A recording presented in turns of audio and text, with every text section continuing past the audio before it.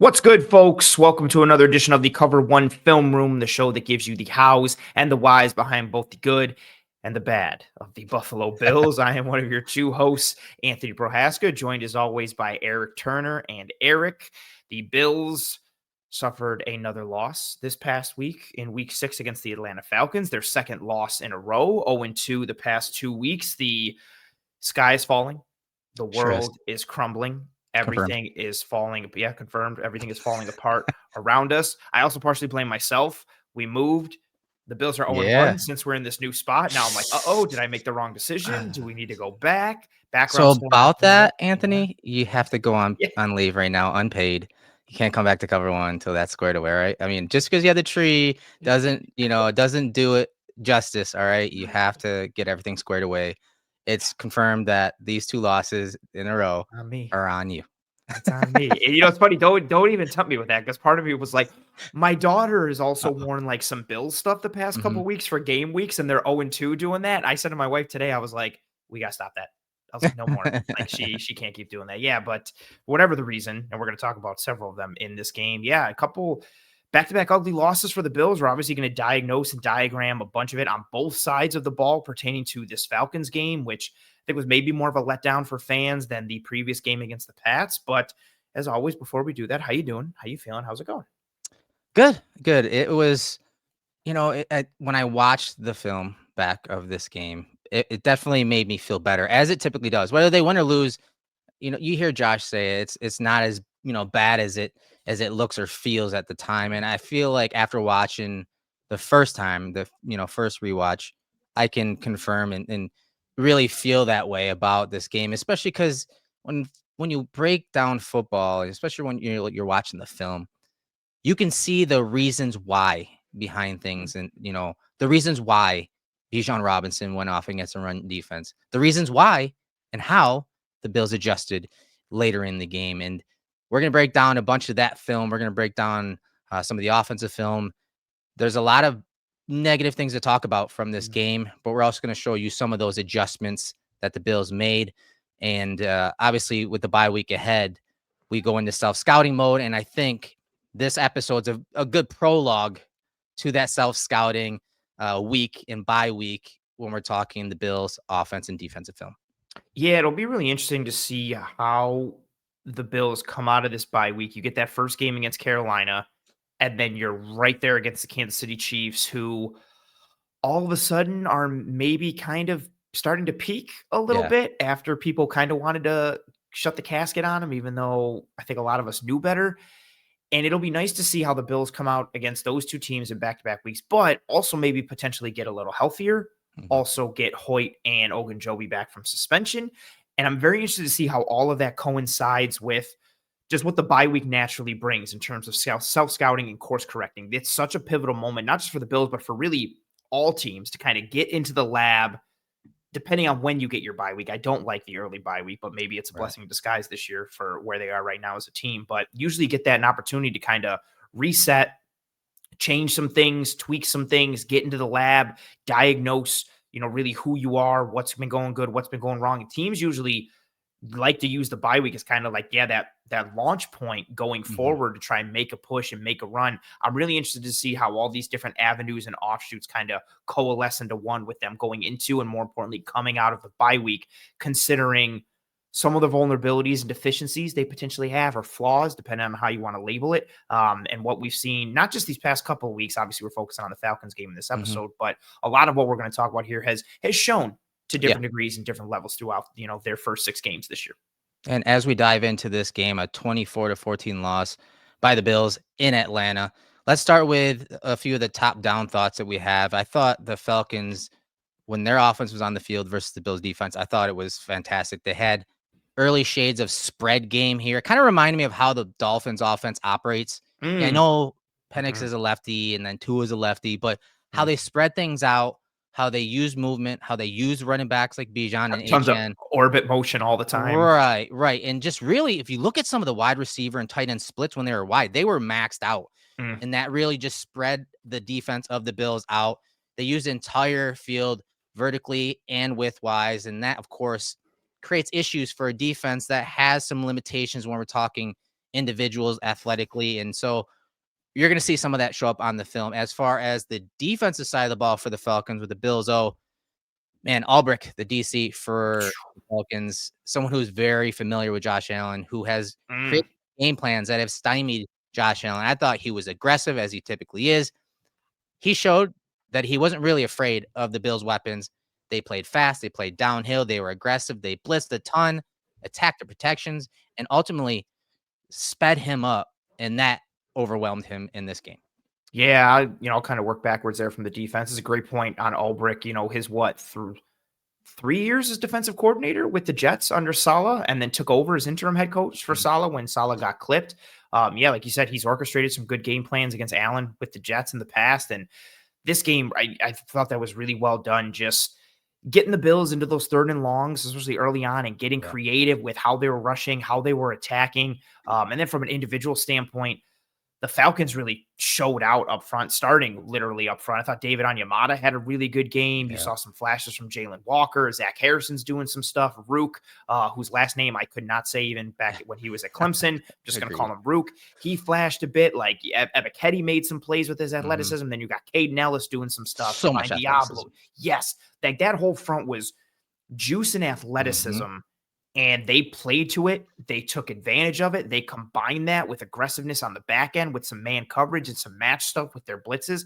Like, to your point, I think they really played on the front foot, and they've got several good dudes on that side of the ball, especially in the secondary with AJ Terrell and Jesse Bates and, an emerging Xavier Watts. So I thought they played to their players' strengths.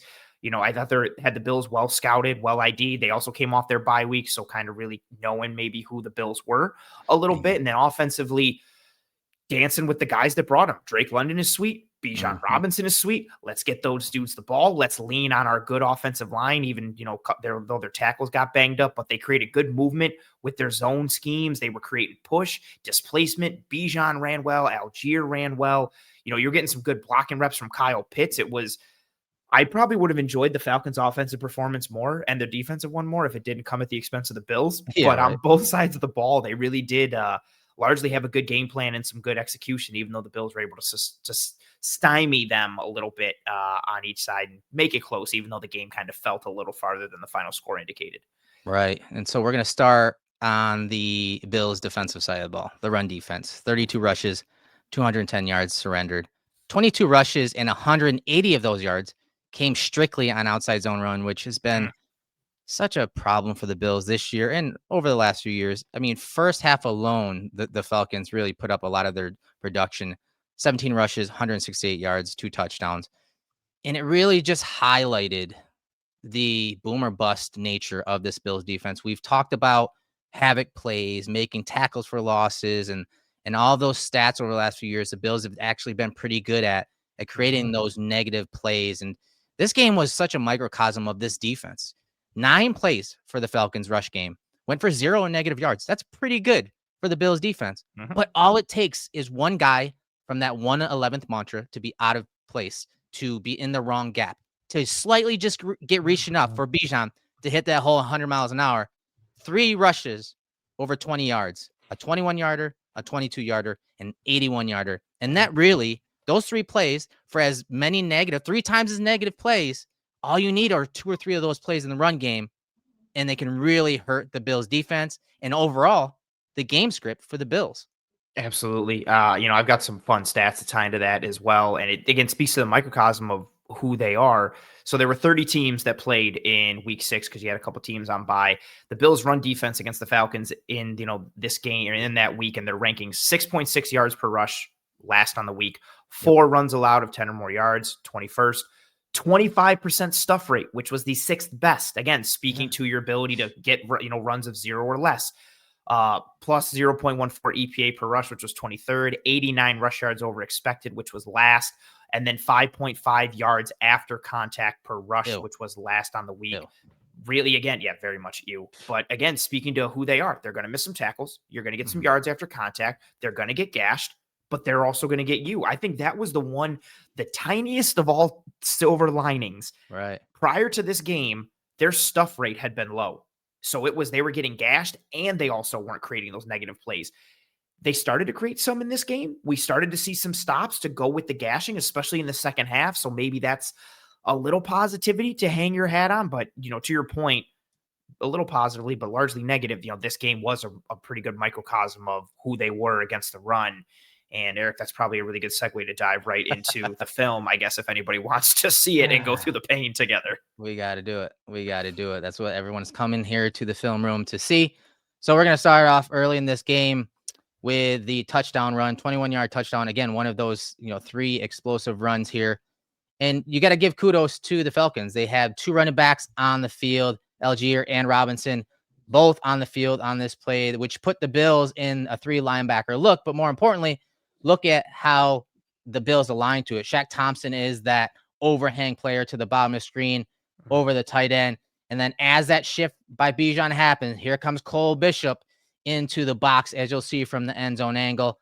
And the Falcons do a good job here of running that zone run, that outside zone run. And right here is where I want to pause it, because you can see on this run, again, at Cole Bishop right here, at Cole Bishop. But more importantly, I want you to watch these 2 right here, Jordan Phillips, Dorian Williams. You see Phillips take this backside gap. You see that guard get to the next level, take Bishop. Epinesa is on the edge. So now this is where Dorian needs to be. But where does he go? He doesn't go there. He gets picked off, and then really nice work by that offensive line, working together, first level to the second level. And again, you have a linebacker and a safety in the box, thanks to personnel, thanks to shifting and motioning, and then a bad angle from Taylor Rapp, and he feels the wrath of that bad angle as Algier scores on this 21-yard run. It was such a horrible exclamation point on the run. Right. Like, Algier's probably going to score anyway, but the fact that he changes his gait to get Rapp to break down and then just puts him into the dirt was such a insubordinate and churlish way to finish this run. And awesome for boom, gets him kind of off kilter a bit and then buries him. Yeah, you hit it on the head. I don't have too much to add. This was one of the ones, again, a multitude of them, that made me think of kind of what Miami was doing, using that motion to change who is in the box. You essentially have 2 linebackers out. It's Dorian and it's Bishop. You attack that B gap bubble. Bishop fits. And then again, even with having a lighter box and who's pulled in there, if Dorian just gets over that left shoulder of his man and stays more into the gap that he needs to be, and if he plays through that front side shoulder, there's a chance this gets stopped right here at the 20. If Dorian is just in his gap, or even if Algier has to cut back, maybe he gets bumped into Phillips a little bit. This would have been a good gain. You get again, like you said, the Falcons got some good push, but getting dictated to a little bit and then not being gap sound. And like you alluded to earlier, all it takes is one guy in this defense being out. In this instance, it was Dorian. And then you get a missed tackle and a poor angle on the back end from Rapp, who, with his lack of athleticism and foot speed, he can't afford to take bad angles because it's going to put him in a very disadvantageous spot. Yeah, missed tackles, name of the game when it comes to the Bills' run defense and defense overall. Here is another example of that. On this play, Bijan Robinson out wide. You see that rocket sweep there on this play from Bijan. It's old school football, really. You're talking like wing T type stuff. You see him swinging out wide to the top of the screen. And once again, you have a missed tackle from Taylor Rapp. And this is something that, has come up a bunch, is the Bills' inability to bring down runners from the safety position. We're talking Taylor Rapp. We're talking Cole Bishop. You're going to see a few of those plays. But it's not just when they are in too high and at depth. A lot of these plays are happening from either they're at post safety by themselves, or like this, where the Falcons are testing the athleticism of Rapp on this play to get across the field, but also bring down, obviously, a very talented runner. And you can see him. He does a good job of getting in position and attacking that near hip. But because of Bijan's contact balance, that 2 or 3 yard gain is now an 8-yard game because he broke that tackle. Just way too many missed tackles in the running game by Taylor Rapp and Cole Bishop in this game. Yeah, that's a great point. You kind of testing those guys, testing the waters a little bit, and Rapp gets there. He reads it, he tracks it down, but he gets majority of his body behind Bijan. And then with the pace, the contact balance, the strength that Bijan Robinson has, and then the angle that Rapp is taking, the angle that Bijan has, you're you're really going to have to clip him on the knee, try to get him to trip up. Like Bijan essentially just treats that like a glancing blow from Rapp and just keeps moving through. And this becomes another one of Taylor Rapp is after this game now is a 25% missed tackle rate on Yeah. the year, which is crazy. The past couple years, he's been at like 4% and 3%. Just another example. And again, Falcons get a hat on a hat a bit. They get some push, but if Rapp can make that tackle, this gets stopped for maybe a 2 to 4 yard gain, depending on where Bijan falls. Instead, it ends up being more of a gash because Rapp isn't able to get there over the top on him and kind of get him into the front and impede him further. It gets on that back hip in his butt, and Bijan just powers through. What's funny is that towards the end of the first half, the Falcons ran it again, and Shaq Thompson is in the position that Rapp is, and he lights the running back up on that play. I think it was only like a 2 or 3 yard gain on that. So yeah, missed tackles. It's something that when we get to our scouting next week, you're going to hear us talk about it a bunch because it does come up a bunch in the film. I mean, it's one of their biggest hurdles that they have to overcome. Yeah, you can't watch a play watch any Bills defense game and not see a significant amount of missed tackles. Like it's not like we're looking for it and trying to find it. It's just there all the time, which is really unfortunate. Here's another one of those explosive runs, a touchdown by Bijan. And the Bills here, as a tight end comes across, you're going to see Shaq Thompson go with him. And then Terrel Bernard is mugging that A gap on the weak side of this run, opposite of where they're actually going to run the ball. And of course, the Bills did this a lot, mainly in the second half, to get one-on-ones, because instead of having these guys up front work combinations to the second level, they're like, we're going to make that decision quicker so that we can get, especially to the play side, we can get some one-on-ones. But as you can see, they mugged the A gap to the 3 technique side. The Falcons run against it and cut it back up the field for the big play. But again, you do get some missed tackles on this play as well. So at the point of attack, there's a combination block on Deone Walker, and then that guy is going to go get Rapp. But as they mugged Terrel Bernard, look at how he gets cut off. And this is where I don't like the answer that the Bills are using here. You're putting an undersized linebacker in the A gap, wanting him to stack and shed and hold his point of attack against a zone blocker by the Falcons. And you see he gets worked to the play side and reached, and that gives a cutback lane for Bijan. And all he has to do is hit it and, of course, run the daylight. And daylight is a lot easier when your safety isn't taking a good angle or attacking the ball in Cole Bishop. And now he's in chase mode and misses the tackle, which I will give a lot of credit to Bijan because I don't know how he stayed in bounds while breaking that tackle, but bad angle from Cole Bishop, bad structure and answer by the Bills up front, and it cost them for an 81-yard touchdown.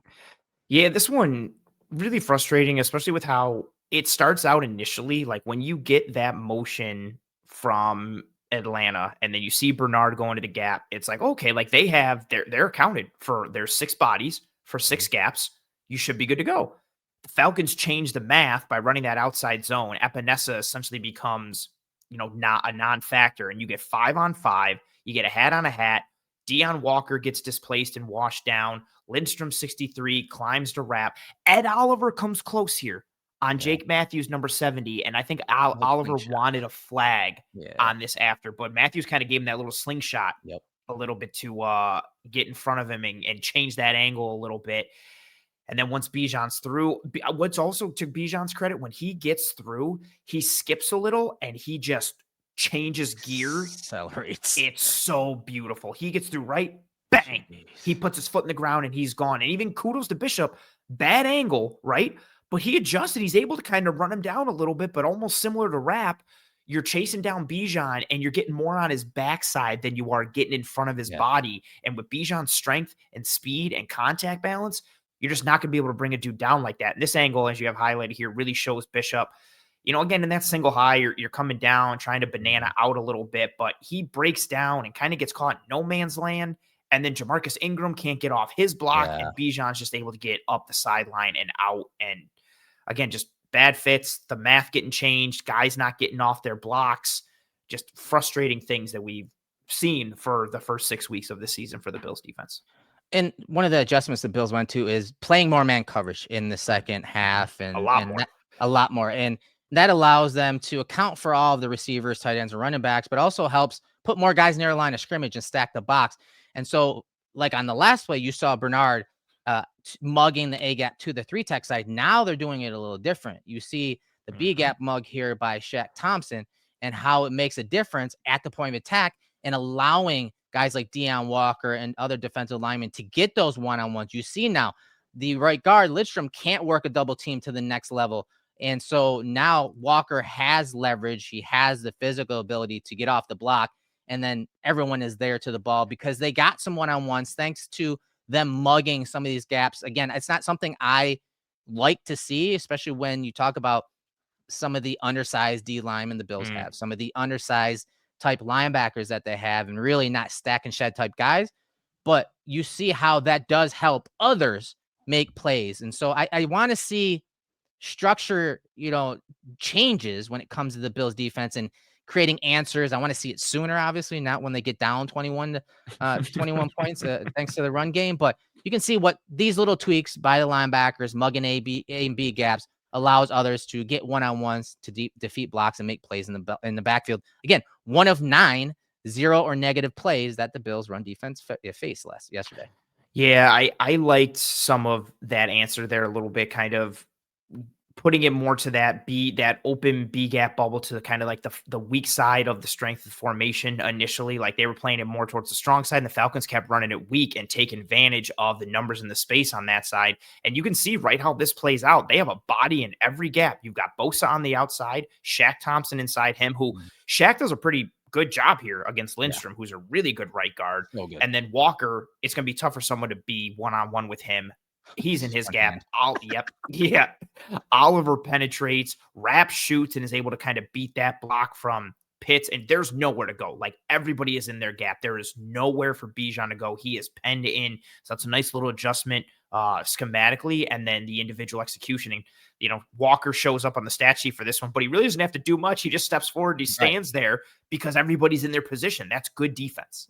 Yeah, same type of thing here. And I want you to watch the relationship between D tackles and linebackers. And I think it was Babbage that talked about that relationship and how, there were some plays where Deone Walker may have gotten reached or walled off, and, a linebacker can make him right. And we talk about it all the time. And you see that type of stuff week in and week out. So you see a weak zone run here, and the Bills don't make it right on this play. You see Deone Walker, kind of like Jordan Phillips, go this way. And so you want Shaq to get over the top, and he is unable to on that play. And now Deone, he's trying to work and retrace over the top of that block, and he's unable to and misses the arm tackle. And then you get another missed tackle by Cole Bishop from the post safety position, and just another missed tackle by Benford.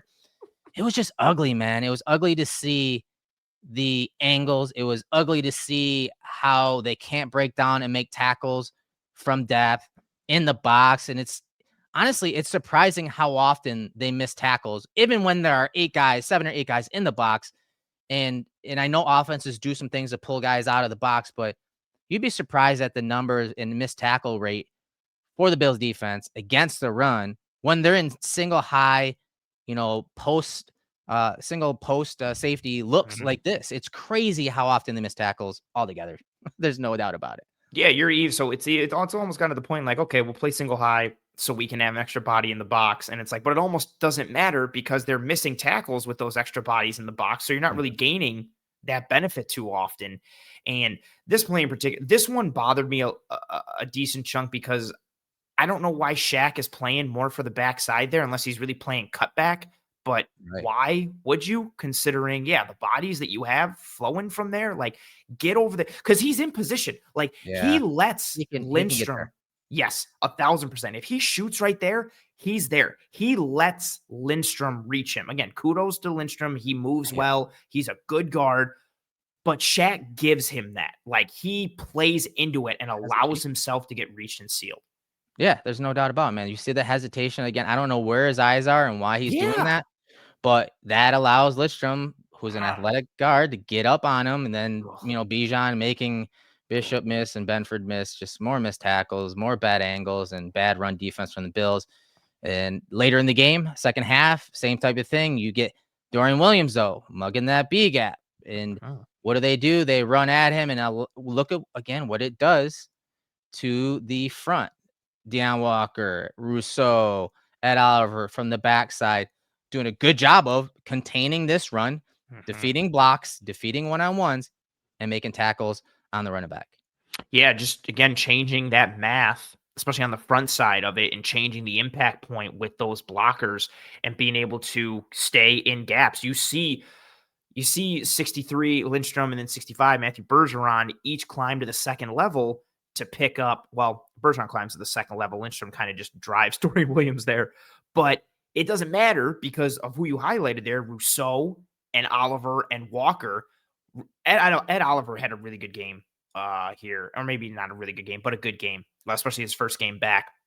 And he works down and squeezes. Walker stays in position. You've got Groot up front. Those three really work in conjunction with one another to hem Algier in and really stem anything that he can do. Like there's nowhere to go. Right. Where's Algier going to try and fit? He sees the one little bit of daylight. Walker keeps working across face. Ed Oliver keeps working down the line. Rousseau gets his head inside, wags the little finger a little bit. That's good work. Again, highlighted by putting Dorian Williams Yeah. inside, in that little B gap and changing that kind of point of attack. Yeah. Again, it was one of those games where there were some negative plays for us in the run game by the defense, Yeah. but it was almost too late when it came to those changes of bringing a guy up to line of scrimmage. I would like to see the Bills realize, hey, they're running weak zone or they're running a zone to the strong side. Let's change the defensive structure. Let's, make it a 4-3 under versus an over, Mm. because they're so content with just playing their game, playing their defense. Mhm. It's why, they get gashed early in games because everyone knows they're going to be in a 4-3 or a nickel over defense. And so then they have their game plan and script for those plays and they're hitting big runs early. And then the Bills come up with some ideas to tweak it, but it's rarely, hey, let's change a defensive structure. Instead, you see little things like that. And don't get me wrong, it worked, but those are just band-aids, in my opinion. Mm. Because again, you're not really maximizing your linebackers if they are undersized or not stack and shed guys. They're more of play from the shoulders up type guys. By putting them on the line of scrimmage, aside for Dorian, I think Dorian has enough size and length to do it. Yeah. But putting Bernard in that A gap, I didn't like that. It's not his game. And I don't think it's the best strategy to have, especially if we're talking long term. To me, that's a band-aid. Yeah, that's a fair point. And just there, I think this ties into also like the larger conversation of the roster construction and the personnel that they built and then how they're playing to it or how they have to play to it versus how they can't. And it's almost kind of like a dog chasing its tail or, Mm-hmm. that the snake, kind of just a chicken egg scenario when it comes to how they play the run and what their adjustments look like and what the source point is for the struggles and the pain versus what they're able to do kind of proactively to counter that. And I think you made a great point too. And I'm not going to drill too home on it, but we talked about this a lot last year of how the Bills, we showed metrics. We Yeah. showed the tape. The Bills would come out just kind of, hey, this is who we are. And then they would adjust. That's why Yeah. their second half numbers in second Yes. half of games were much better than their first half. I feel like they got it. And I don't know if it's a sample size thing or if it's a halftime thing or something, but it just feels like they wait to kind of get into those adjustments. Like that week, that zone week, Falcons were hitting that nonstop, and the Bills finally got an answer to it, like we showed. But they could have gotten that answer like in the second Yeah. quarter or like at the end of Right. the first. Like the Falcons just kept doing it. They kept showing that orbit motion or that jet, whatever you wanted to do to pull a defender from the box. Here comes, okay, we're going to 4-3 over. We just pulled Rapp into the box or Bishop into the box, and the two linebackers are out. And here we go, zone week to that B gap bubble. It felt like they could have gotten to Mm-hmm. there a little earlier. So a little bit of some frustration and some pain points there. Another frustration and pain point for this Bills team. And we showed these guys a little bit in that first segment with the run defense. The Bills safeties, Mm-hmm. Taylor Rapp, Cole Bishop. I said it earlier this offseason, or no, maybe earlier in the year. And I said it again yesterday. Feel like because of having Hyde and Poyer at the top of their game for so long, it angered the football gods. And now I the know, Bills are right? paying in karma for having that tandem for so long. Another game where I think Bishop and Rapp are in the sights of a lot of the fan base Mm-hmm. and not in a positive way. And it's understandable considering what you're seeing, even just on the broadcast with some of the mistakes that they're making in their angles, the lack of plays that they're making, and the overall struggles individually and as a duo. And for weeks, I was kind of pushing that narrative off and not really agreeing with it. After this game, it makes it very difficult for me to say either of these guys are solidified as starters because Rapp has 8 missed tackles. That's tied for first on the So bad. team. Cole Bishop, 6 missed tackles. That's third on the team. 5 missed tackles versus the run, as we showed you some of those by Taylor Rapp overall. 4 versus the rush from Bishop.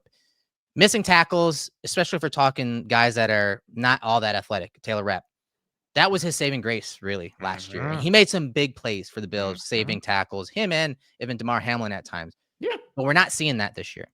And the other thing we're not seeing is the cohesiveness or consistency when it comes to Rapp Mm. and communicating and getting everyone lined up and being on the same page. There's been some weird and odd reasons for some broken coverages Yes. and guys not being in position and spacing being off.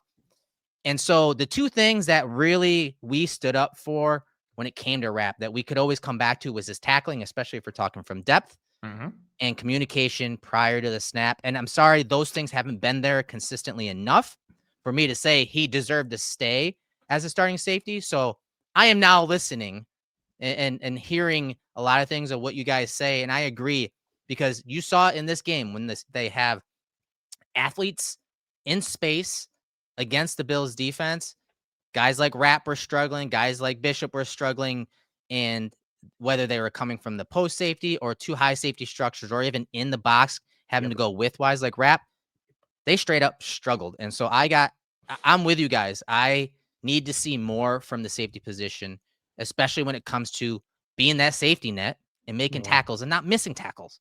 Yeah. I'm very frustrated with with a lot of the defense, but especially the safeties. Your linebackers are one of your big things. Safeties are mine. Secondary play, coverage play in general. And I spoke all off season about not really liking the tandem and duo of Rapp and Bishop because I didn't think they complemented each other tremendously. But, to your point about the saving grace, I was like, you know what? At the end of the day, okay, Bishop has some athleticism. Mhm. Rapp is a high floor because of his, how he can play from the shoulders up and how good he is tackling from depth. Yeah. And I feel like I jinxed the hell out of him because the only two things I liked for him have completely gone away. Yeah, there's almost over communication to the point that it looks like confusion Mhm. on the defense in general, but especially when it comes to Rapp. And then, yeah, all the missed tackles and it's not like, oh, okay, well, it's Derrick Henry. What are you going to do? It's coming against everybody. It's Yeah. coming in the pass. It's coming in the run. It's from two high structures. It's from single high. And he didn't miss a beat last year as a tackler, just like he didn't miss a beat the year before. He was so sure and so sound in and around the box, coming from depth, single high, two high, Mhm. whatever. Was so good in that regard. He's completely fallen off. Bishop is still a guy that needs time on task because of how he was used at Sure. Utah versus the type of safety that he has to play here. So now you've got the veteran calming presence in Rapp, who is mercurial and towards the low end of the spectrum when it comes to his play. Mhm. And he's the guy that's supposed to be the calming influence for essentially a rookie because Bishop was so hurt last year, who's still learning how to play that position at the NFL level and in this defense. And it's just really frustrating to see. And Yeah. it plays out regularly against the run, but also in coverage and very frustrating. Speaking of coverage, this next segment's gonna crush my soul. I'll Dude, I say don't it. know what's going on with him, I man. don't I don't know, but I we're didn't wanna gonna mention it talk too much about it. because I didn't wanna we're hurt. I know It how you pains me. feel. It I knew it pains would. me. I'm so sorry. The Bills have struggled.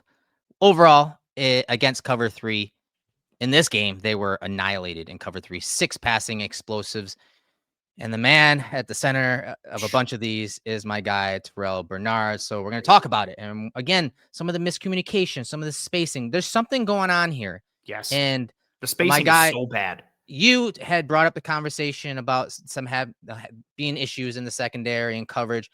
I know YPP yards per pass on X also said that there is something going on. I agree. I don't know if it's a technique thing. I don't know if there's some miscommunication happening. Mm, What as far as like how complex the coverage is, or I don't know. There's something going on mhm, because the Bills shouldn't be this bad against cover 3, and especially if we're talking Terrell Bernard. Watch mhm, his play. This is from early in the game. Bills drop into cover 3, and just look at the spacing. And of course, you have the flats defender, Shaq Thompson, out wide. He's, again, typically this is what they do. They hinge, right? Usually it's Mhm. Aaron Johnson or the linebacker, Matt Milano, are hinging to keep the running back in the flats and the peripheral, but also look out for here for any out routes or sail concepts, kind of what the Falcons run here. So the spacing is massive between Terrel Bernard and Shaq Thompson. And then the eye discipline. I don't know why Terrel Bro, Bernard's looking to what his the left. hell is he looking at? I don't know. And so again, cover three, the Bills saw this last week against the Patriots, a 3-level passing concept. Drake London sneaks in behind Terrel Bernard and behind Shaq Thompson. And again, the eye discipline. I don't know what he's looking at. Very good eye discipline from the quarterback, but Mhm. that held Terrel Bernard enough for Drake London to sneak behind him for the completion and big play. One of the 6 explosives against the Bills cover 3 defense. And as I said, the Bills saw this same exact play, albeit in cover 2, Tampa 2 type defense last week against the Patriots and Stephon Diggs. So I don't know what's going on when it comes to, their coverage, especially Terrel Bernard. Something's going on here. I can't tell you exactly what that is yet, but these type of plays have happened in back-to-back weeks against different coverages Yeah. nonetheless. Yeah, it's been poor spacing at the second level. It's been poor spacing between the second and third level, especially with, sometimes like their safeties are like off the screen on the sideline angle for all 22 because of how Right. deep they are. And yeah, I don't first I'm not trying to play the benefit of the doubt game. And I know Bernard got hurt in this game, but he doesn't look good in his movement. Like he looks He stiff looks or limited. hampered, yeah, or hobbled. Like he doesn't have he's not this athletic marvel. Like he's not Fred Warner, but he's not unathletic. And Right. even the quick one you showed from the Patriots game, you can see how it looks like he's running in cement shoes trying to Right. get after Diggs. And this game, he had several reps where he just looked really hampered and limited in space with his movement. And then, yeah, his eyes, like multiple times in this game, I don't know what he's looking at, All or I right. don't know what he's doing, or he looks and he'll see someone breaking behind him. And instead of like sticking to him or getting to him, he turns back around to just cover grass and not do anything. And it's just so frustrating to see their spot drop coverage is the big one for me. They so often are just covering grass, and this is a good, like, look at him move. Like he looks like he's really trying to kick it up into Yeah. gear, and he can't. And I don't know if he was hurt before the Atlanta game or he's hurt here, but you pair that up with the spacing and poor eye discipline and just other questions, and he's really been at the center of a lot of issues with their spot drop coverage, and it's been frustrating to see and also sincerely perplexing. Like I don't know what's going on. Yeah, and I think that, as I said, the Bills is something we're going to study more in the Yes, bye week. Is, again, their cover 3 is getting eaten up, and so I don't know straight up. if they are playing some new techniques or having their eyes in different places, but I feel like there's something going on with the spacing of their cover 3 and or the tell. I don't know if the pre to snap picture is just too obvious or if Mm, teams opposing offenses picked up on tells. And I do know Terrel Bernard was working through an injury earlier in the year. But that was at this point, I don't know, 3 weeks ago, I was gonna maybe say a month at this his point. calf was wrapped in camp, if I remember. Something on his leg or his knee was wrapped a little bit. Yeah, and he was still working through that mid to late September. So again, it just his fluidity is not what it is, and you see him get tore up on that play. Again, kind of This that one, twisted sail, but then this this one one, kills me. This one it's the same drives me thing. insane. Yeah, it's the same thing. Again, they make it look the same Yep. that London is going to go out wide, but he runs that dagger over He the looks middle. right But at him. I don't know what he's doing here. I don't know where his eyes are and what he's doing. He sits right there. Aw, And again, he usually doesn't even have to turn like that. no. He used to have that innate sense of there's a route coming in behind me. I can Yep. slide to my right from the end zone angle and make a play on this ball. And again, I know it looks awfully similar to what the Falcons ran earlier in the game, but these are the type of plays that Bernard usually just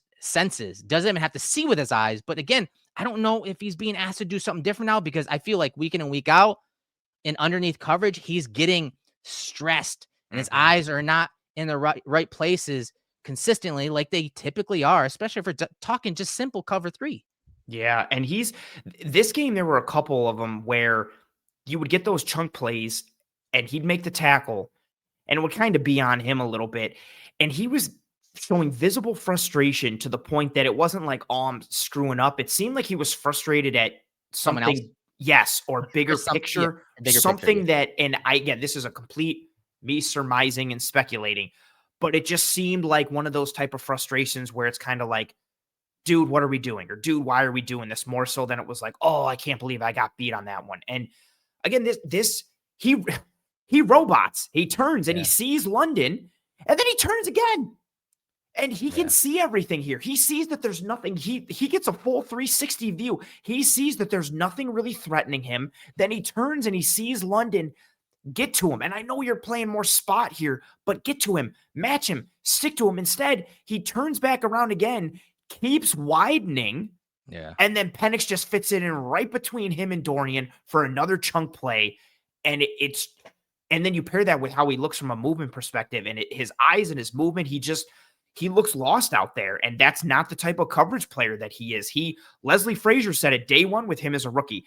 He's so smart and he's so cerebral, and he looks like a guy that's lost out there, which to me, and a little bit of what you said as well, like, I'm not putting words in your mouth, but some of the things you said of maybe what it is, I feel like it's got to be something more that's being taught or being coached or what's being called, because it just doesn't make sense. And this isn't how we've seen him play linebacker in coverage. And I know McDermott on this play, he admitted that Shaq Thompson didn't quite communicate this cover three call. Half the defense to the top of the screen is playing cover three. Trey White, Taylor Rapp to the bottom aren't playing that. You see Trey White on the bottom kind of curl in with the in route by Pitts there, and that leaves the little rail or wheel up the sideline by Bijan wide open, man. These are the type of things that we haven't seen in years past in simple coverages. This is not, and this is why when I don't know if it was you or yards per pass that said it was too complex. This isn't Oh yeah, yeah, complex. yeah. Yards per pass said that. Yeah. Oh Yeah, yeah, because I said I wanted to see more match coverages, and he right. said he Yes, thinks it might be too complex for too them to complex. handle. I'm sorry. I can't say this is complex. This is Mhm. simple, like you said, spot drop, cover three. Now, there are a multitude of ways to run Yes. cover three. There are a Yes. multitude of Sky, buzz, techniques. match, Yes. seam, all And that. just technique wise, where their Yep. eyes are and everything like that. Yeah. So I wouldn't say this is complex. This, even McDermott confirmed, was just a miscommunication that one side of the defense was playing one coverage, the other was playing another. And it led to another explosive play again, against a cover three, or what was supposed to be a cover three call with Trey White in that deep third. Yeah, this one was so, and I've had this happen a couple times this year with the Bills. Like, usually you'll see these type of coverage errors when you're watching college tape. So when I'm trying to evaluate like safeties or corners, see things go sideways, and it's like, what the hell coverage are they playing here? It's like, oh, okay, someone screwed up, or this side happened to do this, yada yada. But here, you don't really see that a lot in the NFL or with the Bills. And I've seen that a couple times this year. And this one, yeah, like there's just no one in the curl flats at all. Like, it was like, what is Dorian doing? What's Rap doing? Mm-hmm. You see what Trey White is doing. And then I was like, okay, maybe did Trey think Bijan was gonna settle because of how he slow played his release? And then when Bijan kicks it into gear, but no, he's still going towards that deep third. And I know Trey is trying to get his eyes across the field, maybe trying to pick something else up. It's just, these are the type of errors you don't see in this defense, where you have complete coverage busts and areas of the Yeah. field left completely open. It's just uncharacteristic of this team. And when you have other areas that you need to improve on, like the run defense, you can't afford to have those areas. And again, that's another one too, that past one. Another example of the disconnect between rush and coverage, because that's a great rush from Joey Bosa, and he gets in there Yeah. right away, and Penix has an easy answer because there's a coverage bust. Yep. Here's another cover three play where the Bills, I liked this call. I love the disguise. I love the pressure. Yes. You see Bijan go to the flats, Taron Johnson. Again, usually I talked about it, how those guys, Taron, Milano, Shaq Thompson, you saw early, hinge with their eyes and, chest and numbers showing to the middle of the field. Look at what Taron Johnson does on this. He has almost like he's playing man coverage against Bijan, but He's like really it's cover he's three. matching it. Yeah. And so he's matching that. Well, Bernard has to carry the route up the middle. This is that snag concept, flat, snag route, and then a corner route, 3-level passing concept that the Bills have seen. In fact, Bernard won a game essentially for the Bills against the Dolphins on this concept, but you see the spacing here because of this vertical, because of the horizontal stretch here. And there's a window for Drake London, and Bernard's not able to get there. Really nice throw from Penix as well, high pointing it for London. And they have another big play against cover 3. Yep. And this one is another one like you hit it on the head. The way Terran plays the out from Bijan, it plays out like man, but obviously like he's not going to be a man there with the rest of them. So it's like they're playing match, and he's like, okay, he's matching that route. But Bernard isn't really matching 82's vertical, and Benford isn't then matching London. So it's like two of them are playing spot drop, but Terran is playing something else. And it leaves that huge gap and chasm. Bernard has to carry 82 and be there. So he can't just sell out and go right to London. So he's kind of put in hell. There's a huge space and gap for London around the 40 because of the spacing and gap between those 3 defenders as that triangle. And it's just another like, it looks like Terran's playing something completely different than what Bernard and Benford are playing with respect to cover 3, even though it plays out like cover 3, which it is. But Terran's playing more match, and it seems like the other two are just playing regular spot drop zone. And normally, especially if we're talking like big down and distances, high leverage situations, normally the no cover zone. Like, yes, normally you're not seeing Terran just buzz out to the flats there. Normally he's undercutting Drake London first, waiting for that confirmation that the ball's going out to the flats, then getting out there. He's playing curl to flat rather than just buzzing to the flat. And here he's just getting out to the flats. I don't know what's happening here. They're doing some different things. Again, I need to put it under a microscope a little more, because things like this are happening far too often. And again, it's not complex things, as my mouse goes haywire. It happened last week too. We're falling apart. Everything's falling apart. And so it's not complex things. And to me, that screams there's a disconnect between what is being asked of them, what is being communicated to them, the communication that's happening on the field.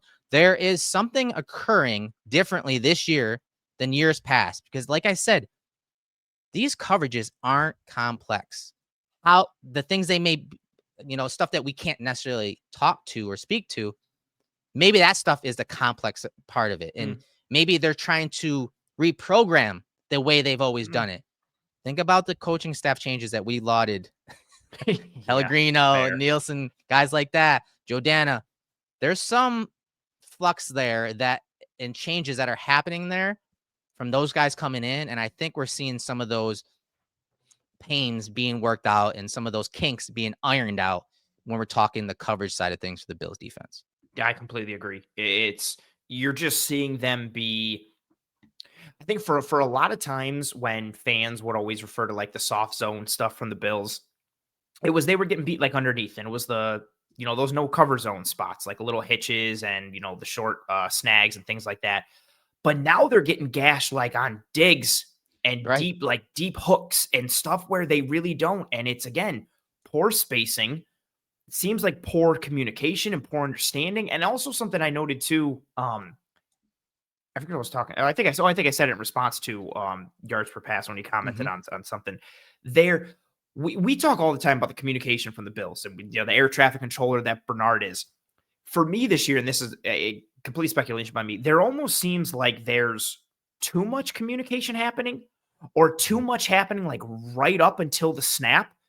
And it doesn't seem very like, hey, yep, we're doing this. Yep, we're doing that. It seems more like alarm bells and a lot of it. And it's happening a lot. And I don't know if there's new checks, if there's new rules, if there's things to your point that we can't speak to, but they're screwing up basic stuff. And especially the ones that we showed here, this isn't like, they're not playing match coverage here where it's like, okay, it's a rules-based coverage that has a little more complexity. Teams can kind of nitpick at that and manipulate you. They're just playing regular spot drop zone stuff, and they're still screwing that up. That's like that's whiteboard install day one, spot drop coverage stuff. And it's really frustrating. But it's not frustrating. Some of the splash plays that Deone Walker makes, it's really nice to see some of those. It's really nice to see that, even though I do think some people are hyping him up a little too much, it is nice to see the progress that he's made. And he's already surpassed my expectations for this year, which is nice to see. And so it's not just going to be one play. And actually, you've seen a couple of them already. Mhm. Deone Walker is our easy loan auto sales, making it look easy player of the game. And there weren't many options this week. And so, as much as a lot of us are hyping him up, maybe over the top, I want to nominate him for the making it look easy player of the game. 5 tackles in this game, 1 pressure, 4 stops. You saw a couple of them already. I thought he did a great job most of the time, dominating one-on-one blocks, up in the air, and 50-50 when it comes to some of the combination blocks. But his ability to defeat blocks with his size, his length, his quickness, you're seeing it overall this year against the run. 12.4% run stop percentage. That is third overall among D tackles. 13 solo run tackles. That's tied for 7th. And his average depth of tackle is 0.5 yards. He's making a lot of plays on the ball against the run. We're still waiting to see it in the pass game, but as I said, there weren't many plays or players in this game to choose from. But I will say he did deserve this award this week against the Falcons. Yeah, and he stepped up in the second half, especially in that those spurts of drives where the defense kept getting stops and finding a way. And think, what was the one drive where he literally had like the stop on 2nd and 1 and then the stop on 3rd and 1 to force Atlanta off. Like Took over. He's made some nice splash plays throughout, I think, really these first 6 weeks and even in this game. And that's been the most encouraging thing for me. It's, you'll see him get washed down a bit. You'll see him get displaced, but then he's almost kind of balancing it. I think he's a good microcosm for the Bills defense. You'll see him get washed and blown up and havoc, tackle for a loss, stuff, or a quick penetration.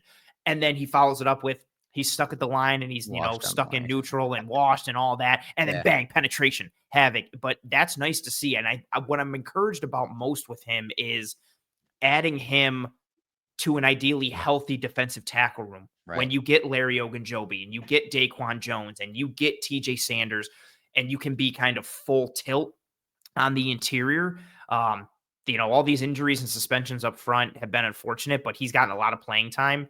And I think he's starting to adjust a little bit better with each week. And like I said, he's ahead of schedule for me. So shout out to Mr. Deone Walker. You read a bunch of good stats for him. We showed some fun tape that he had in this game against the Falcons. And all of those things in conjunction are why he is our easy loan auto sales, making it look easy player of the game against the Atlanta Falcons.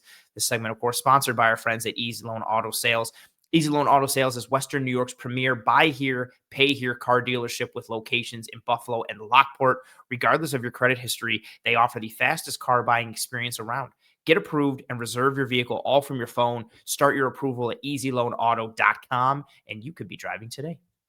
Yeah, good stuff from him. I want to see him, like you said, figure out a rotation. I think it sounds like Daquan Jones is going to be week to week. I agree, like McDermott said, has been the most consistent defensive tackle for them. So it sucks to see or hear that his calf popped. Yeah, I'm like week to week, I'm actually kind of happy about, because when I heard popped his calf, I was like, oh, he's done. Like you can pop this calf is such a horrible phrasing. And I was like, oh, he's done. And the fact that it happened in warmups, like right before it just sucks to a position group where they can't afford to have any more guys miss time. No, especially you're seeing we broke down some of the film with the run defense, and they need consistency there. Yeah. And so to not have him there, Jordan Phillips should not be playing. Oh my gosh. At all, let alone being defensive tackle 3, because you had 4 going into the game and Daquan's out. Like, you cannot afford to have any more injuries at that spot. And Daquan, I think we've said it on social, we've said it on the show. He's having like a sneaky, really good year that I don't think a lot of fans are realizing. He's penetrating, he's playing the run well, he's doing stuff at 3 tech. Like, he's looked good. And that's with Sanders being hurt, Oliver being hurt, Deone trying to learn and have time on task. He's been the stabilizing force there, and he's played really well, wearing a lot of hats on the interior, which has been really awesome to see, because he's a good dude and a good player. Eric, let's pivot, I guess, to the offensive side of the ball. Not that it's going to be much more fun, but yeah, we got to do it. Let's talk about it. I'm frustrated. I'm frustrated because everyone knew that the Falcons were a blitzing team. Everyone knew that. Fans, staff, scouts, everybody knew that. Falcons, weeks 1 through 5, their blitz percentage, 47.2%. First overall. Crazy high. Versus the Bills, they said, let's up that a little bit to 54.3%. Weeks 1 through 5, as far as sacks go for the Falcons defense. 6 sacks when they blitzed in weeks 1 through 5. 4th overall. So we knew that blitzing was going to be a problem. We knew that they were undersized, athletic, type defensive personnel. Mm-hmm. We knew that Jeff Ulbrich has done some really good things schematically to frustrate and to terrorize Allen in years past with the Jets. It didn't seem like Joe Brady and this staff and the players were prepared for any of what I just said. And it showed up on the film. It showed up in pictures like I have over here of Josh Allen. It showed up in his presser, and he admitted it, that he has to be better. And he's not the only one to blame, but we're going to show you some of where that blame should be placed, because in my opinion, this was a rough game plan. This was terrible execution, and there were just some plays that were just head scratchers from Josh Allen and a lot of the guys on the Bills offense. Absolutely. And Kincaid being out for this game hurts. Palmer going down in this game hurts. Not having Curtis Samuel for that game, potentially hurts as well.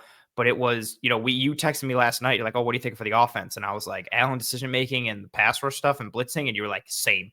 That's just where you got to go. And it really is crazy to see how much they struggled against, or how much the Falcons blitzing and rush gave them issues, considering what the Falcons are. You hit some of the numbers.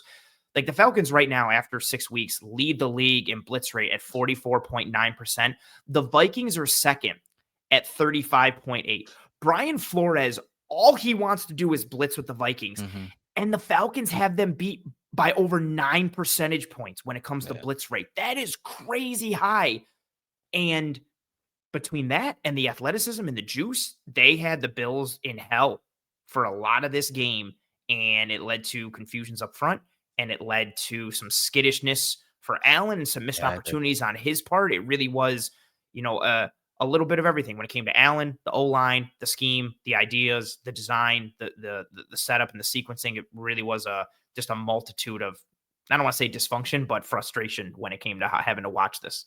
And it really started with how prepared that defense was. You can see the formation shifts and changing. You can see the Falcons changing their coverages, having audibles ready for all these formations. And they really took it to the Bills from a pass rush and blitz sense. And so I want to analyze a bunch of these plays because it's something we've talked about in the past, something we talked about briefly last week with the load front and how opposing defenses are overloading one side of the protection and then having 2 to the other. So 3 to one side, 2 to the other. And how the Bills handle these load fronts is something that we broke down with Connor McGovern last year when they played the Rams. So you have a load front, and the Falcons did this in a lot of high leverage situations. And they didn't just bring 5, they brought 6 at times and really sold out. So you have the 3 guys, center, left guard, left tackle, sliding left. You saw Torrance, the right guard, tapping his hat, which means he has 0. And then Spencer Brown has the wide edge rusher. So they're not expecting right here this guy to come at all on this play. And so that is how they are blocking this up. But as the ball is snapped, you're going to see what you'd expect the running back to come over and pick up that rusher if he comes. But his eyes are over here to Bates, who I think is actually in man coverage. They're playing man coverage on this side with Bates on Johnson. So he's watching Bates come, who's only adding on because Johnson's staying in to block. So instead of Johnson getting across to block this guy, you see him stay with Bates. So now Bates inserts, and now you have a free rusher, free and clear to Josh Allen. Josh does his best to try to get to Shakir. But again, that load front and 5 or 6 man pressures and blitzes are what caused the Bills offense to struggle and Josh Allen to be overwhelmed at times in high leverage situations like you see here. That throw was crazy, and the fact that it was almost complete is still nuts. But yeah, you hit it on the head. It's also annoying from this angle. You're seeing Ty Johnson look right at Caden Ellis. Yep. And you see the slide to the left, and they have it covered. Jalen Walker, 11, drops out into the low hole, and then Bates comes. So you have essentially 3-on-3, even with Bates coming or adding on. but that free rusher on that right side, you get nobody going to that side, and it's just a simple, we're sliding to the left on this side. We've got man protection. We're getting gamed up. There's a Yep. free runner coming through. And like you said, they did that a bunch in this game, just their ability to get free runners with different games and what they were doing. But we've seen that happen to the Bills a couple times this year where their protection rules are getting scouted and ID'd and gamed up a little bit, and you're getting some free runners. It's not just guys are losing up front. It's guys are missing assignments or guys are not getting ID'd pre-snap. And Allen and this offense are paying for it with having to deal with free runners. And in the presser after the game, Josh was like, yeah, we saw a lot of man coverage. They only saw man coverage 13% in this game. But you can see it's kind of, this play especially is kind of a combo coverage. You have man coverage here, likely man coverage baits on the running back. But then they're playing box, which is more of a cover 6 type look, 4 over 3, which we talk about, versus that trips look. You see them drop out. Again, exotic hybrid type coverage. And 11 Walker there has the first in, 20 has the first out, and then these two guys are kind of comboing in and out over the top of that vertical route on top of the pressure. Very, very good schemed up play from Jeff Ulbrich, the DC of the Falcons. And you saw it several times in this game. Initially, a 4-strong look. You see the Bills try to disguise it, to ID it, to uncover it. You see him. He's checking right with Josh at the line of scrimmage. Another 3-by-1 look. And once again, this time, the Bills are prepared. So there's that box look again. There's that box coverage, man coverage on the backside. They have a nice little answer on this play, and that answer is Shakir, making it look like he's breaking inside. So Watts right here kind of drops him because, again, he's got first out. He would have first out. So he drops Shakir, and then Shakir catches it in between those two guys underneath, and then he does what he does best after the catch on 3rd down to move the chains for the Bills offense. So a nice adjustment here from a route concept perspective, but also up front, Anthony. So again, load front. There's Torrance calling out that Michael Hoyt, who when he comes back, he's going to be doing this for the Bills and running that load front. You see the slide from the center, left guard, left tackle, and the Falcons do a good job of creating a variation rush here where they drop out a bunch of guys and they bring another defender off the edge. They run a little twist inside. But the Bills do just enough to pick it up to get it to Shakir underneath. Just get the ball out of Josh's hands, give him an answer underneath, and then allow guys like Shakir, James Cook, preferably, Don Kincaid when he's healthy, to do stuff after the catch. That is their bread and butter. Josh is going deep too often in these blitz situations. This is one you just got it out, and they're able to get a first down. Yeah, just do what you can to gum it up, slow some guys down, and if teams are blitzing you like that, there's going to be more space behind them. Yes. And when you have a guy like Khalil Shakir, who's this good when he gets the ball in his hands, also for context, this is a 3rd and 10. Khalil Shakir catches this ball at about 5 yards, and then he earns that first down by stiff arming Jalen Walker 11. Watch the jump cut on Watts after he makes the whoop. That is so filthy. So filthy. The stiff arm transitions right into the jump cut, leaves Watts essentially grasping at air, gets forward, puts a little move on Hughes, puts his head down, gets that first down. So really nice finish by Shakir. But to your point, it starts with the protection, a little bit of a better plan on the back end, and then how it pairs with what the Falcons are trying to do. And from a box perspective, it ends up leaving Walker trying to chase down Shakir. Shakir makes him miss, makes Watts miss, takes advantage. Just wad it up a little bit, gum it up a little bit, and give your guys a chance.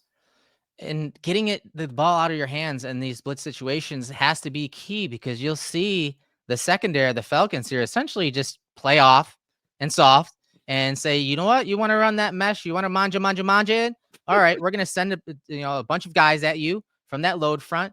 You have guys open underneath, but because you're under duress and you didn't ID it properly and you didn't find your hot route, now guess what? 3rd down turns into 4th down, you get a punt. And so look at it from the end zone angle. Same thing, load front to the right side this time. There's the ID. You see Anderson in the game at this time because Connor McGovern got leg whipped there and was out for this play. And so you have a lot of things going against you when it comes to injuries, Kincaid, McGovern, and the load front, which you've been up and down with this year. We'll talk about at the end of this segment. And it's the same protection. And the Falcons do a great job on this one. Of running the load front, but bringing a different blitz and pressure and different guys. And it really just caught Allen off guard. So you see them spike these two guys and then loop Diablo. They're sending Hughes off the edge here and dropping out these guys off the left side. Again, pretty nasty exotic blitz, and Mhm. that just leads, to so many issues because there's free runners on the Bills. Josh is trying to work to his hot. He's trying to work through his progressions. There's guys open underneath, but he can't get to it because of the pressure. And then he's running out of the back of the pocket, which if he does that in a game, the Bills are in trouble. We should know that as fans. And he did it here, and it cost them. Yeah, I love this pressure look from the Falcons, just what they're showing. And then Caden Ellis, 55, and Ebiketie, number 17, both just drop off. Spencer Brown gets into his set and essentially has no one to No one. block. And then you highlighted this track perfectly. Spike inside from Rook, number 98. Spike inside from Jalen Walker. Diablo loops. Alford is coming from the slot as Pierce gets upfield. You essentially get two free runners. And then Allen, his eyes, they're going mesh rail. So his one is Ty Johnson. His two is that underneath drag coming from the other side of the field, exactly right, Keon Coleman. His three is that over the ball route from Dawson Knox. And then his four is to Tyrell Shavers. Shavers is going to come open, but because of those two free runners, there is no shot for that. And then five, Yeah, Shakir wide open on the outside. Yes. And if they could have ID'd this potentially pre-snap, because Shakir, when he sees the rush, he looks immediately. He sees Alford and Pierce shoot inside. He gets his eyes back like, okay, like I'm hot, spit it to me. But I don't know if it's something they didn't have baked in or Allen didn't see it. So he's reading mesh rail out through his normal progressions. And even if they gummed it up a little bit, he could hit Shavers and probably get the first down. But the pressure gets him off the spot. He has to do that, 360 or half turn to try and roll and make something happen, and just dead to rights. It just, they struggled, this, and it started again. This is something we're going to talk in depth more in the bye week self-scouting session. But these load fronts have given the Bills issues. Here's later in the game where another pressure, and they blocked it up differently. They had Dawson Knox and the running back stay in, but that puts less guys out into a route, and there's no one open. And you see the guy you'd like to get it to, Shakir, he's got a bracket coverage over the middle on the seam read. So now you're just playing one-on-one isolation type routes outside.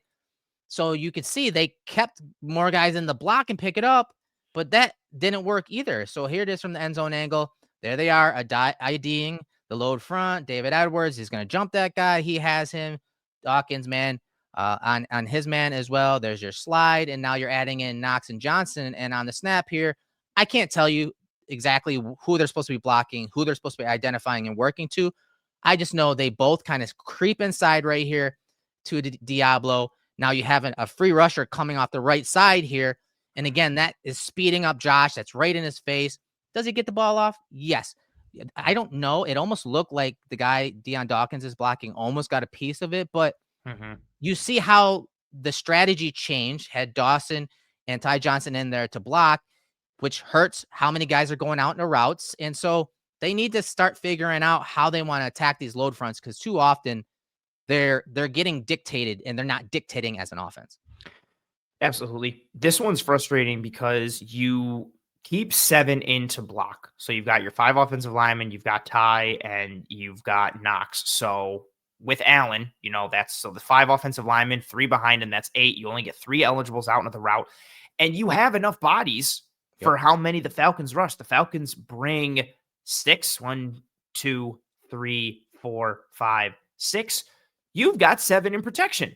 So you can handle that. Edwards takes Ellis, but you've still got 6 on 6. But because of what the Falcons brought, they end up bringing a free runner. So you essentially wasted a potentially eligible receiver in either Knox or Johnson to keep them into block, and you still didn't even get the job done. So you wasted an eligible, didn't create good protection. Pressure still happened. Allen got heated up.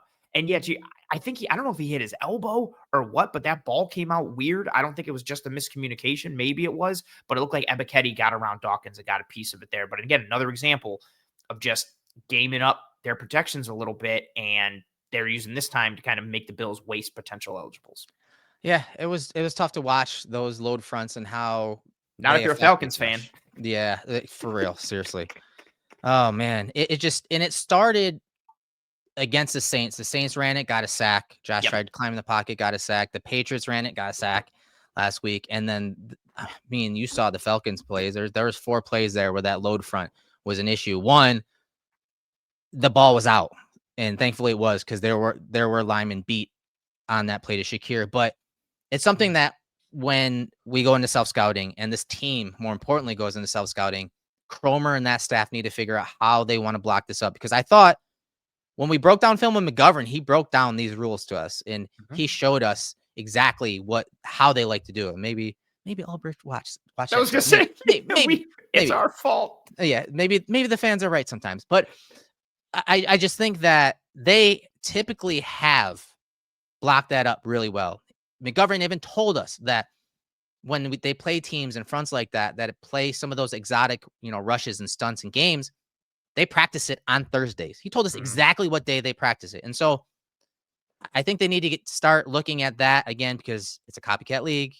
And much like the run, concepts that they've seen on defense, the offensive line has struggled to deal with that load front and some of those exotic blitzes and blitzes overall, and having answers to not just the protections, but the pressure and getting the ball out of Josh's hands. Because right now he is headhunting. He is trying to big play hunt down the field. When it comes to blitzes, I mean, it's drastically different than we've seen in years past. And, you get Carolina coming out of the bye, but who's up right after that? Steve Spagnuolo and the Kansas City Chiefs. Do you think Spags likes to blitz? Because he does. Yeah. And do you think they're going to run some load fronts? And they keep getting got another time in this game from a corner blitz from the short side. AJ Terrell heated up Allen. You know who loves those those cap blitzes from the boundary? Steve Spagnuolo.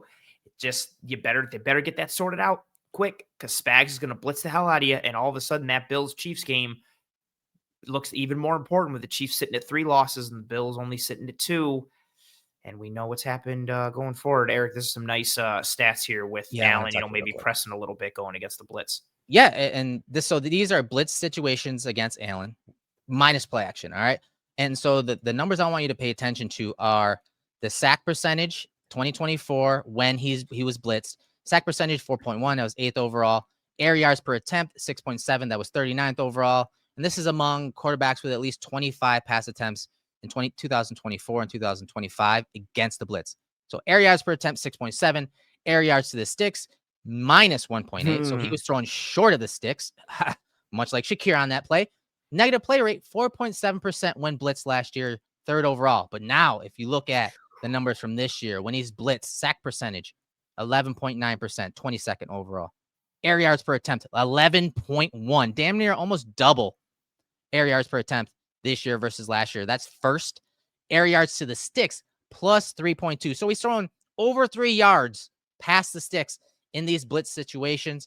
And then finally, the big one, negative play rate, 15.2% against the blitz, minus play action, 22nd overall. So you can see those stats compared side by side, that Josh is pressing a little more when the blitz comes, and it's leading to negative plays, or we're talking sacks, whether we're talking turnovers. And that is where they need to focus on getting back to their game. They're a yak team. I know everyone wants the big ball down the field. They want those boundary receivers on vertical routes. This is the offense, and that's the way Brady has it schemed and designed. Josh just needs to get back into rhythm, back on track to making the right decision and having the correct answers against the blitz. Yeah, this is not a team, for as much as I think they need to be able to win deep at times to have that available and keep defenses holistically honest, but this is not a push the ball downfield type of offense. They are not built to chuck it downfield. They're not built to chuck it 30 to 40 times a game. Right. You want to get the ball into Khalil Shakir's hands, to James Cook's hands, to Dalton Kincaid's, even Keon Especially Coleman. With their defense, right? Especially what they have going on defense. Especially with what they got going on defense. So absolutely, they need to course correct some things there on the offensive side of the ball. They need to course correct some things on the defensive side of the ball, and we will have all of that detailed in that self-scouting episode that we come out with next week. Much fun. Coming out of the bye. So much tape to go through. So much fun. Eric, as we start to wind down here and say goodbye, any parting words, any final thoughts as we say goodbye to the people? No, I appreciate everyone joining us. I know it's difficult to listen to some of the stuff we talked about in this episode, but we appreciate you guys tuning in. We appreciate you having some of that humble pie that the Bills are going through when it comes to being a fan or player for that team. And so I do think the bye comes at a good time, not just for us creators, but also for this team to kind of get back to some of the basics and fundamentals of things that are plaguing the Bills so far through the first 6 games. Absolutely. And yeah, we'll see what the Bills look like coming out of this bye. I think it's very fair to be concerned. There are some vulnerabilities or deficiencies or flaws, depending on what you attribute to each one of those words, but they got some stuff they have to clean up, just like everybody does in the NFL. I'm not trying to Sure. explain that away, but they've got some things to clean up, just like a lot of teams do. We'll see if they can clean it up, and we'll see what that means. And whether they can or not, we will have you covered here in the film room every single week following that journey, starting with that self-scouting episode next week and then moving forward. Apologies for not being live today. We had to make this episode work with our schedule because the Bills decided they want to be good now and play on Monday nights and be primetime and all that stuff. Right? Yeah, freaking selfish team. But we appreciate you folks tuning into this episode. If you're watching on YouTube, please drop a like on this video. Turn on notifications for the Cover One Film Room playlist. Subscribe to the Cover One channel as a whole. If you're listening on one of the audio platforms, that's very much appreciated as well. Please rate and review and subscribe to the Film Room on the audio platform of your choice. Thank you very much, as always, to Joe DeRosa, our man behind the scenes. Thank you very much to Easy Loan Auto Sales, and that will do it for us here on this episode of the Cover One Film Room. We hope you and your family and friends and loved ones are all doing well and staying safe. Be kind to one another. Take care of one another. Enjoy the bye week. Don't panic. Don't burn the world down. We'll see what happens coming out of the bye. For myself, Anthony Prohaska, for the godfather and founder of Cover One, Mr. Eric Turner, that'll do it for us here. We will see you when we see you. Godspeed. And as always, go Bills.